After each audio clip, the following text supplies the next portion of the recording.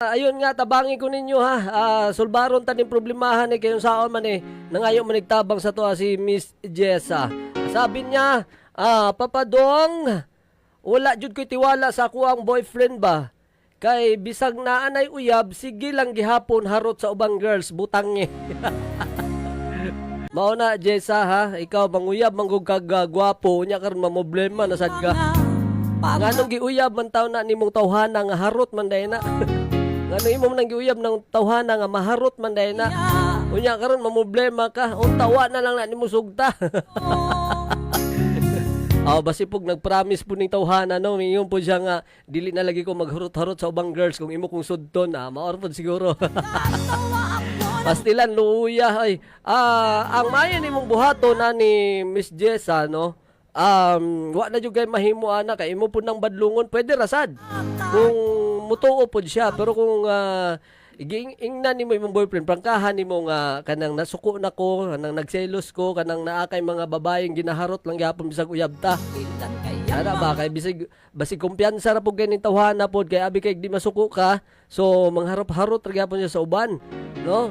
Pero wala lang siya kabalo nga imuhang damdamin gahuot na. So mayong prangkahan siguro nimo ni. Ingna nga kuan kining nasuko nako kanang nagselos nako. Pwede ba dili na ka mangharot og uban ana. Karon nanig makabalo na siya, ay sorry kayo loves or mahal or honey or babe butangi.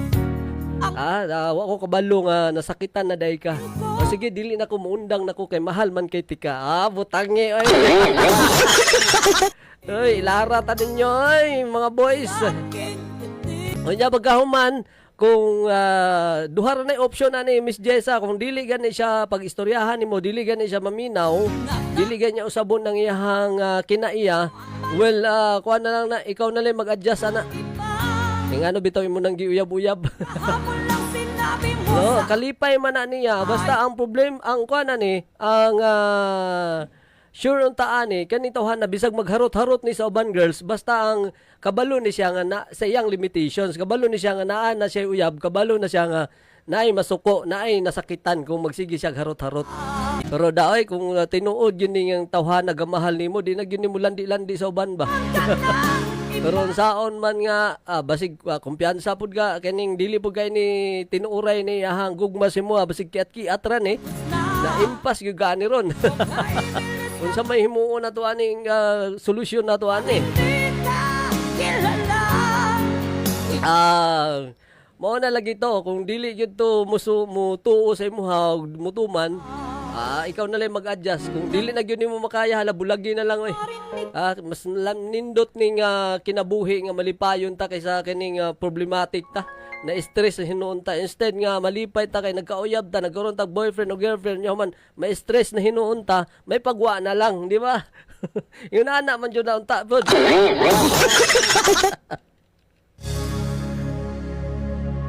Ay pastilan yun ay.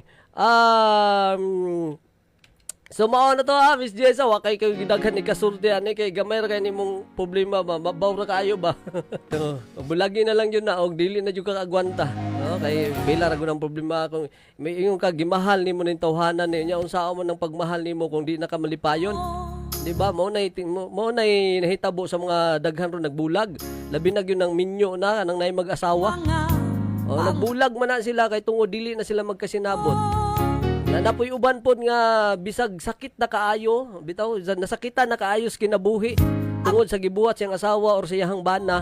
Pero naar gihapon na gunit lang gihapon. Wala lang gihapon nakigbulag kay lagi dili gusto nga mahimong broken family. Kay lagi luoy ang mga bata, luoy ang mga anak. Kay lagi kining kinahanglan nga bind together pa rin, di ba? Bisag kuan na ginang dili na gyud malipayon sa panimalay.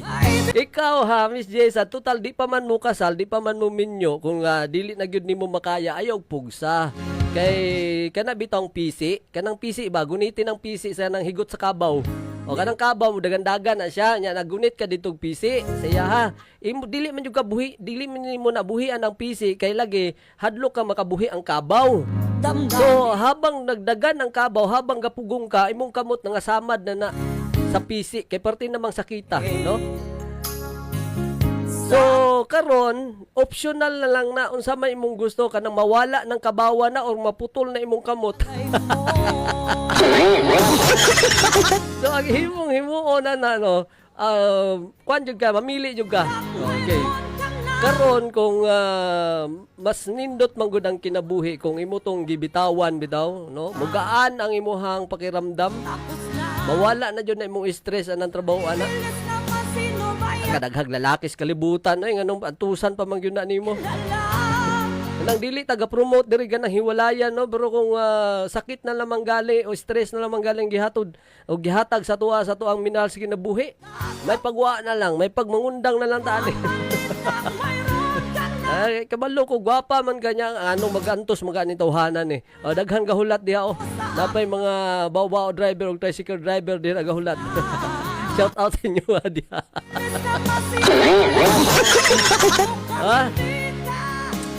Bata pa ka, pwede pa kang makauyab og daghan.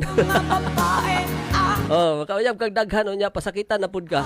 Ang tinuod jud Miss J sa ana gyud na ang kanang relation, no? Relationship tinuod ana gyud na siya. Doon na gyud sakit, doon na po kalipayon, no? Di gyud na maiwasan. Pero kung puro na lang jud sakit, puro na lang jud problema, may pag-undangon na lang lagi. Kung dili man gyud na mo patuo sa mo, mo man gyud ang prangkahan. Kung dili gyud na mo patuo sa mo unya masakitan ra ka, ay na lang. Pero kung inig istoryahan nimo unya dili mo patuo unya, okay ra si mo kay lagi ka nang bisag magharot-harot na lang siya, bisag nasakitan na lang ko kay gihigugman ako na di jud na ako na siya bulagan. Choice na nimo, no? Nami mahimo ana no. Kung imuhang pilion ang masakitan na lang juga tungod kay dili ka gusto nga mawala ng tawhana si mo imuha na ng choice. No, pero kung naay pagkakataon nga makabuhi ka, makabulag ka, makalayo ka din og dili kaya og naay chance nga makaila kag lain tawo. Himuon naman po sinog panakip butas sinon. Hindi ba maka-appreciate ka og lain tawo, binagyod og buutan pud kaayo. It's time na siguro para kuan na malipay naman sad ka kay choice kanang ang buhay ra ba maiksi lang. No nganong pilion man nato ang buhay nga maguol. So pilion nato ang buhay nga malipayon.